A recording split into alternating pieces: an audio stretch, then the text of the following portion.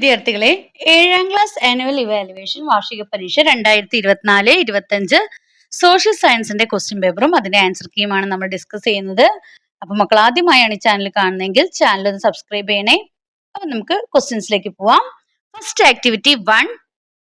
ഇവിടെ കുറച്ച് പിക്ചേഴ്സ് കാണിച്ചിട്ടുണ്ട്. Examine the hints given below and identify the appropriate one from the image.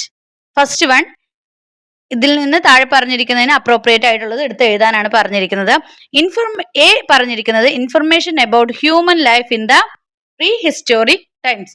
Pre historic ടൈമിൽ മുൻകാല ചരിത്രത്തില് ഹ്യൂമൻ ലൈഫിനെ കുറിച്ച്, മനുഷ്യന്റെ ജീവിതത്തെ കുറിച്ച് ഇൻഫർമേഷൻ നൽകുന്നത് ഇതിൽ ഏതാണ് എന്നാണ് ചോദിച്ചിരിക്കുന്നത്. ഏതാണ്? ഇടയ്ക്കൽ കേവ്. ഏതാണ് മക്കളെ? Edakkal cave.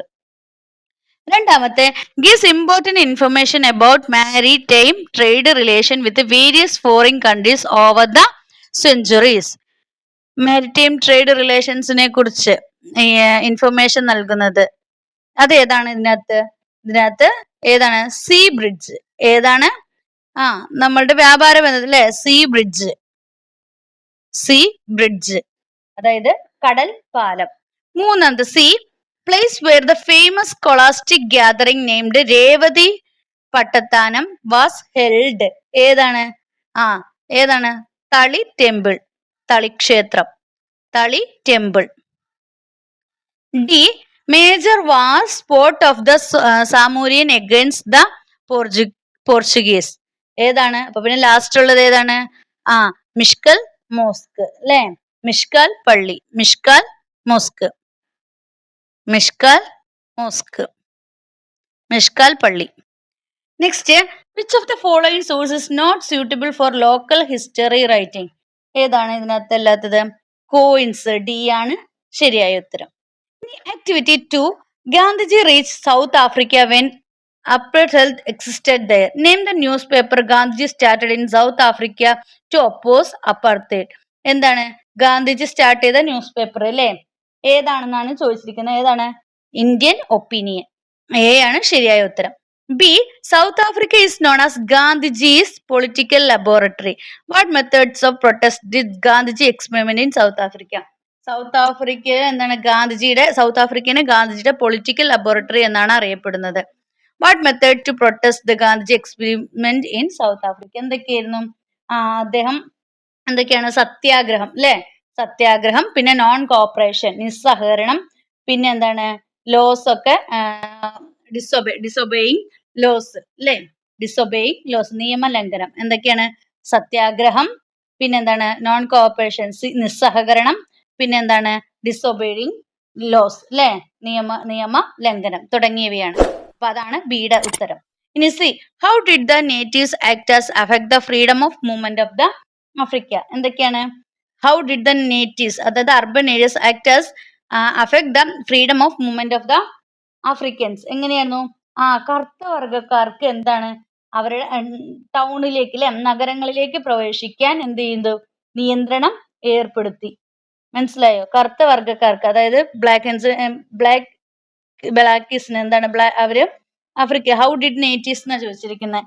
Act affect the freedom of movement of the Africa. അതായത് കറുത്ത വർഗക്കാർക്ക് നഗരങ്ങളിലേക്ക് പ്രവേശിക്കാൻ എന്ത് ചെയ്തു? അവര് നിയന്ത്രണം ഏർപ്പെടുത്തി. അപ്പൊ അതാണ് അവിടെ എഴുതേണ്ടത്.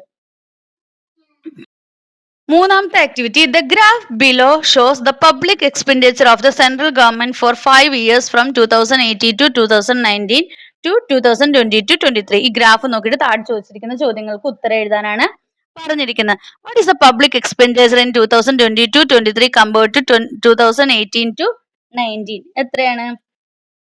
എത്രയാണ് ചെലവ്? അവരുടെ expenditure. What is the public expenditure in 2022-23 compared to 2018-19? 2018-19 അപേക്ഷിച്ച് 2022-23 പബ്ലിക് എക്സ്പെൻഡിച്ചർ എത്രയാണ് എന്നാണ് ചോദിച്ചിരിക്കുന്നത്. ചെലവ് എത്രയാണെന്നാണ് ചോദിച്ചിരിക്കുന്നത്. എത്രയാണ്? 41.88 എന്താണ്? ലക്ഷം കോടി അല്ലെ, ഇൻ ലാക്ക് ക്രോർസ് എന്നാ പറയണത്. അപ്പൊ lakh crore 41.88. B question, when comparing the expenditure in which period did expenditure increase the most? കൂടുതലായിട്ട് ഏതാണ്? 2019 to 2020 മുതൽ 2019-20 മുതൽ എത്രയാണ് 2020-21 അങ്ങനെയാണ് അതിന്റെ ഉത്തരം എഴുതേണ്ടത് വരെയുള്ള കാലയളവിൽ. സി ക്വസ്റ്റ്യൻ ചോദിച്ചേക്കണേ, what is change in public expenditure 2018-20 2022-23 analyse the write your conclusion എന്നാണ് പറഞ്ഞിരിക്കുന്നത്. അതായത് എന്തായിരിക്കും, ഒന്ന് നമ്മുടെ സർക്കാരിന്റെ എന്താണ് പബ്ലിക് എക്സ്പെൻഡിച്ചർ അല്ലെ, പൊതു ചെലവുകൾ എന്ത് ചെയ്യുന്നു, വർദ്ധിക്കുന്നു. പിന്നെ നമ്മുടെ സോഷ്യൽ വെൽത്തിന് അല്ലെ, സാമൂഹ്യക്ഷേമത്തിന്, വികസന പ്രവർത്തനങ്ങൾക്ക്, പിന്നെ രാജ്യത്തിന്റെ സേഫ്റ്റിക്ക് അല്ലെ, നമ്മുടെ സ്റ്റേറ്റിന്റെ സുരക്ഷയ്ക്ക് വേണ്ടിയിട്ട്, സേഫ്റ്റിക്ക് വേണ്ടിയിട്ട്, പിന്നെ വികസനേതര പ്രവർത്തനങ്ങൾ, ജനസംഖ്യാ വർധനവ് തുടങ്ങിയവയൊക്കെ എന്താണ് പബ്ലിക് എക്സ്പെൻഡിച്ചർ ഇത് ചെയ്തപ്പോൾ ഉണ്ടായത് ഇതാണ് അല്ലെ. അപ്പൊ അതൊക്കെയാണ് എഴുതേണ്ടത് സിയിൽ. ഇനി activity 4 colonization and apartheid had significant impact on the people of South Africa. Justify your response to the statement with the example. എന്താ പറഞ്ഞിരിക്കുന്നത്, ദക്ഷിണാഫ്രിക്കനിലെ കോളനിവൽക്കരണത്തെ തുടർന്ന് എന്താണ് വംശീയ വേർതിരിവ്, വർണ്ണ വിഭജനം, പിന്നെ അവരുടെ ജനവിഭാഗങ്ങളുടെ സാമൂഹ്യ, സാമ്പത്തിക, രാഷ്ട്രീയ ജീവിതത്തിലൊക്കെ ഒരുപാട് മാറ്റങ്ങളൊക്കെ വരുത്തിയില്ലേ, ഒരുപാട് ഇമ്പാക്റ്റ് ഉണ്ടാക്കി. അപ്പൊ അത് ജസ്റ്റിഫൈ യുവർ ആൻസർ എന്നാണ് പറഞ്ഞിരിക്കുന്നത്. എങ്ങനെയാണ് സൗത്ത് ആഫ്രിക്കയിൽ എന്ത് ചെയ്തു, ബ്ലാക്സിന് എന്ത് ചെയ്തു, വർണ്ണ വിവേചനം അല്ലെ, കളറിന്റെ പേരിൽ വിവേചനവും, പിന്നെ എന്താണ് കോളനൈസേഷനും അവരെ പ്രതികൂലമായിട്ട് ബാധിച്ചു. പിന്നെ അവർക്ക് എന്താണ്, അവർക്ക് ട്രാവൽ ഫ്രീഡം, സഞ്ചാര സ്വാതന്ത്ര്യം, അതുപോലെ എഡ്യൂക്കേഷനുള്ള റൈറ്റ്, വിദ്യാഭ്യാസത്തിനുള്ള അവകാശവും അവര് നിഷേധിച്ചു. അപ്പൊ ഏടെ ആൻസർ ആയിട്ട് അതൊക്കെ എഴുതാം. പിന്നെ എന്താണ്, അവർക്ക് പാർപ്പിടം, വ്യവസായം അല്ലെ, അവർക്ക് താമസിക്കാനുള്ളത്, പിന്നെ വ്യവസായം തുടങ്ങിയ മേഖലകളിലൊക്കെ അവർക്ക് എന്താണ് നല്ല നിയന്ത്രണങ്ങൾ, ഒഴിവാക്കലുകളൊക്കെ നടത്തി. പിന്നെ അവർക്ക് വേണ്ടിയിട്ട് കറുത്ത വർഗ്ഗക്കാരെ വോട്ടേഴ്സ് ലിസ്റ്റിൽ നിന്ന് മാറ്റിയില്ലേ, ബ്ലാക്കീസിന് വോട്ടവകാശം നിഷേധിച്ചു. The law that removed blacks from the general voters list, അവരെ അതിൽ നിന്ന് മാറ്റിക്കൊണ്ടുള്ള നിയമം വരെ വന്നു. ഇത് താഴെ കൊടുത്തന്നെ ബിയിലെ ഒരു ഇത് അതിനകത്തായിട്ട് എഴുതാം. ബിയിലെ ക്വസ്റ്റിന്റെ ഒരു ഇത് എന്താണ്, removed blacks from the general voters list എന്നുള്ളത് അതിനകത്ത് എയുടെ ഒരു പോയിന്റ് ആയിട്ട് അതിനകത്ത് എഴുതാവുന്നതാണ്. ഇനി ബിയിൽ ചോദിച്ചിരിക്കുന്ന A law that removed blacks from the general voters ലിസ്റ്റിൽ നിന്ന് എന്താണ് ബ്ലാക്സിനെ, കറുത്ത വർഗ്ഗക്കാരെ ഒഴിവാക്കി എന്ന് പറഞ്ഞിട്ട് വന്ന നിയമം ഏതാണ്, separate representation of voters act അല്ലെ, ഏതാണ് വോട്ടർമാരുടെ പ്രത്യേക പ്രാതിനിധ്യ നിയമം. Activity 6, the world around us should be equally accessible to everyone. First a question, there is a student in your school who is facing physical mental challenges. If you what support and help will you provide for the child? നിങ്ങളുടെ സ്കൂളിൽ എന്തെങ്കിലും physical mental challenge നേരിടുന്ന കുട്ടികൾ ഉണ്ടെങ്കിൽ, ശാരീരിക മാനസിക വെല്ലുവിളി നേരിടുന്ന ഏതെങ്കിലും കുട്ടികൾ ഉണ്ടെങ്കിൽ അവർക്ക് നിങ്ങൾ കൊടുക്കുന്ന സപ്പോർട്ട്, അവരെങ്ങനെയാണ് ഹെൽപ്പ് ചെയ്യുന്നത്, and help will you provide for the children, എന്തൊക്കെയായിരിക്കും ചെയ്യുന്നുണ്ടാവുക,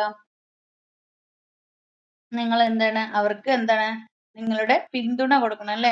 പിന്നെ നിങ്ങളുടെ ഗ്രൂപ്പായിട്ടുള്ള പിന്തുണ കൊടുക്കണം, പിന്നെ പേഴ്സണൽ ആയിട്ടുള്ള ഒരു ഇത് കൊടുക്കണം, പിന്നെ അവർക്ക് അവർക്ക് തന്നെ ചെയ്യണമെങ്കിൽ അവരുടെ കൂടെ സഞ്ചരിക്കണം, പിന്നെ പഠിക്കാൻ അവർക്ക് ഹെൽപ്പ് ചെയ്യണം.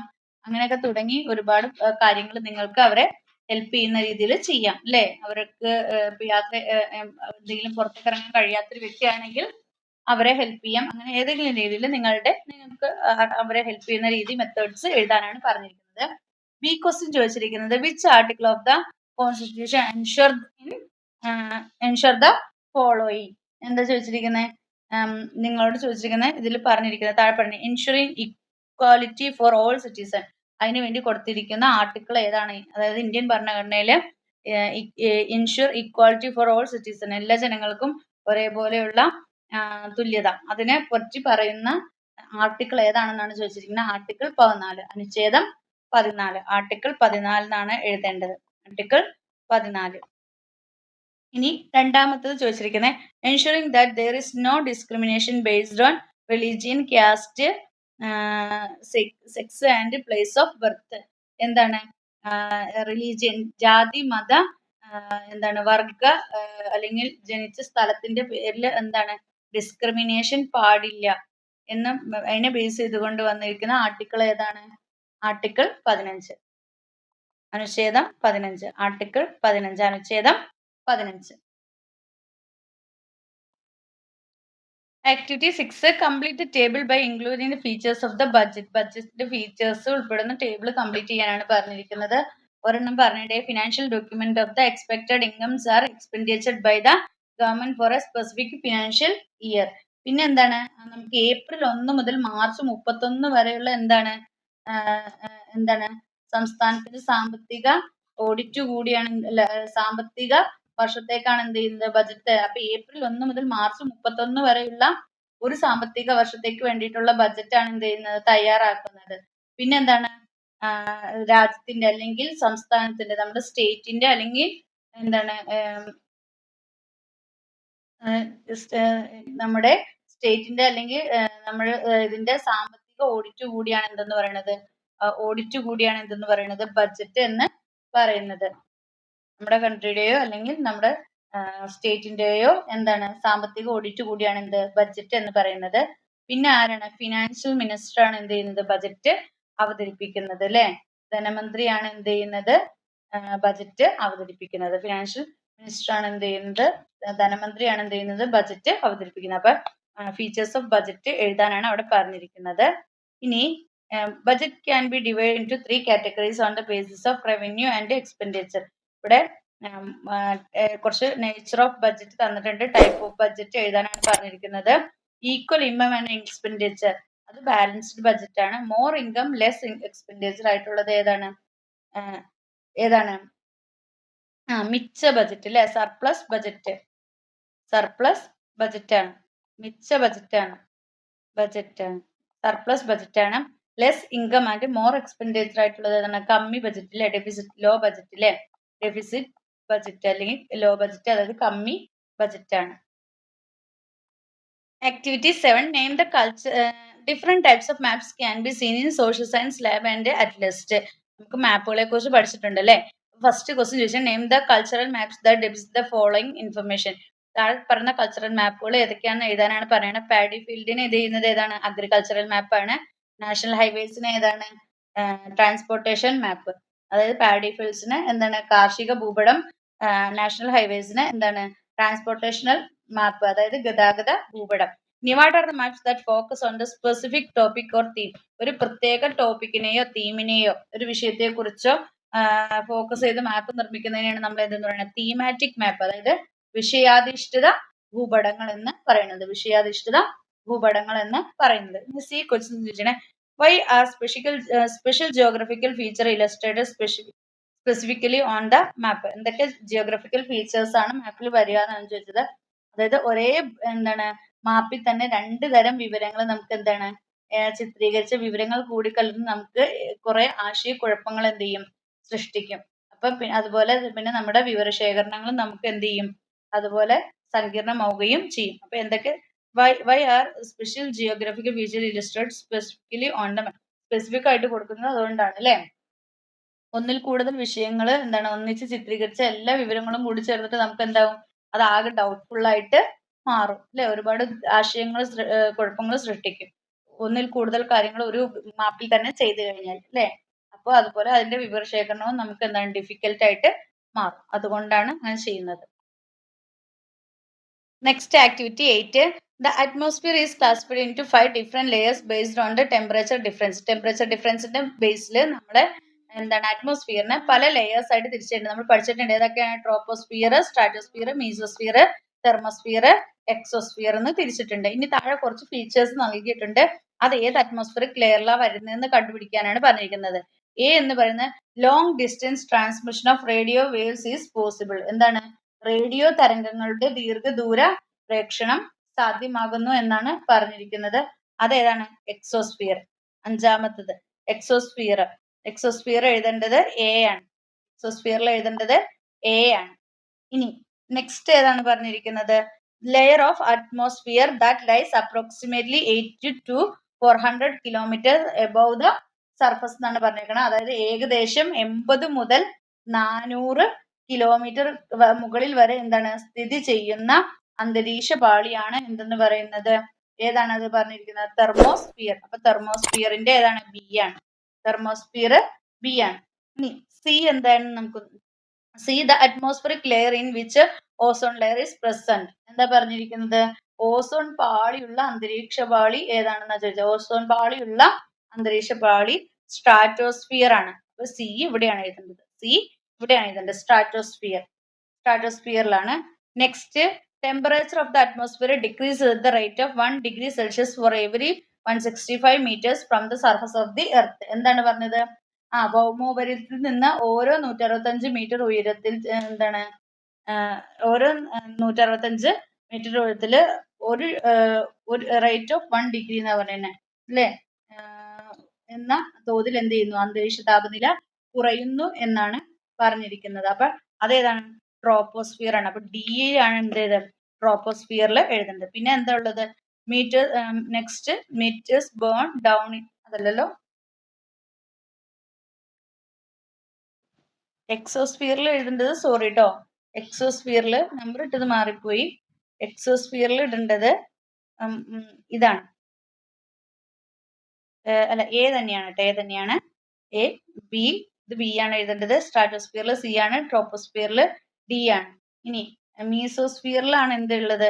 Metres burn down in this layer അല്ലേ? ഈ എഴുതേണ്ടത് ഇതിലാണ്, അതായത് ഉൽക്കകള് കത്തി ചാമ്പലാകുന്നത് ഈ പാളിയിൽ വെച്ചാണ്. അതേതാണ്? മീസോസ്ഫിയറിൽ.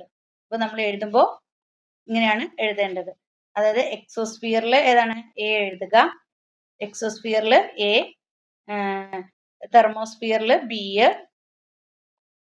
മീസോസ്ഫിയറിൽ ഇ, സ്ട്രാറ്റോസ്ഫിയറിൽ സി, ട്രോപ്പോസ്ഫിയറിൽ ഡി. ഇത്രയാണ് എഴുതാനുള്ളത്. അപ്പൊ ഇതൊക്കെയാണ് നിങ്ങളുടെ ആൻസർ കീ. അപ്പൊ നിങ്ങൾക്ക് വീഡിയോ ഉപകാരപ്രദമായി ലൈക്ക് ചെയ്യുക, ഷെയർ ചെയ്യുക. ആദ്യമായി ചാനൽ കാണുന്ന മക്കളുണ്ടെങ്കിൽ ചാനൽ സബ്സ്ക്രൈബ് ചെയ്യണേ. Then see you again. Thank you.